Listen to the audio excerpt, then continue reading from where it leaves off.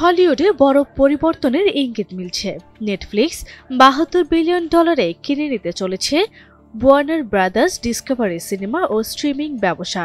Comcast ও প্যারামাউন্টকে হারিয়ে এই বিশাল চুক্তি নিশ্চিত করেছে তারা।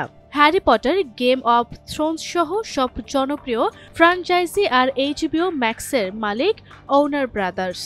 তাই এই চুক্তি কার্যকর হলে বিনোদন জগতে এক নতুন শক্তিশালী প্রতিষ্ঠান তৈরি হবে বলে মনে করছেন বিশ্লেষকরা। তবে চুক্তি চূড়ান্ত হতে হলে প্রতিযোগিতা কমিশনের সম্মতি দরকার। রাইটার্স গিল্ড অফ আমেরিকা সহ কয়েকটি সংগঠন বলছে, এই একীভূতকরণে চাকরি কমতে পারে, কর্মপরিবেশ খারাপ হতে পারে এবং দর্শকদের খরচ বেড়ে যেতে পারে। একই সঙ্গে নতুন কন্টেন্টও কমে আসতে পারে। নেটফ্লিক্সের সহপ্রধান নির্বাহী টেড সারান্তোস বলেছেন, তারা অনুমোদন নিয়ে আত্মবিশ্বাসী। তার মতে ওয়ার্নার ব্রাদার্সের বিশাল লাইব্রেরি নেটফ্লিক্সে যুক্ত হলে দর্শকদের অভিজ্ঞতা আরও সমৃদ্ধ হবে। পাশাপাশি একই ধরনের কাজ কমিয়ে বছরে $2 থেকে $3 বিলিয়ন সাশ্রয়ের পরিকল্পনাও রয়েছে তাদের। চুক্তি হলে ওয়ার্নার ব্রাদার্সের সিনেমা আগের মতোই বড় পর্দায় মুক্তি পাবে এবং তাদের টিভি স্টুডিও অন্য প্রতিষ্ঠানের জন্য কাজ করতে পারবে।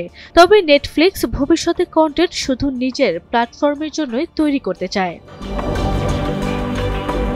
এই চুক্তির মোট মূল্য $82.7 বিলিয়ন, যার মধ্যে $72 বিলিয়ন ইকুইটি। দুই প্রতিষ্ঠানের বোর্ডই ইতোমধ্যে এটি অনুমোদন করেছেন। ওয়ার্নার ব্রাদার্সের প্রধান নির্বাহী ডেভিড জাসলাভ বলেছেন, বিশ্বের দুই শীর্ষ প্রতিষ্ঠান একসঙ্গে কাজ করবে, এটাই সবচেয়ে বড় সাফল্য।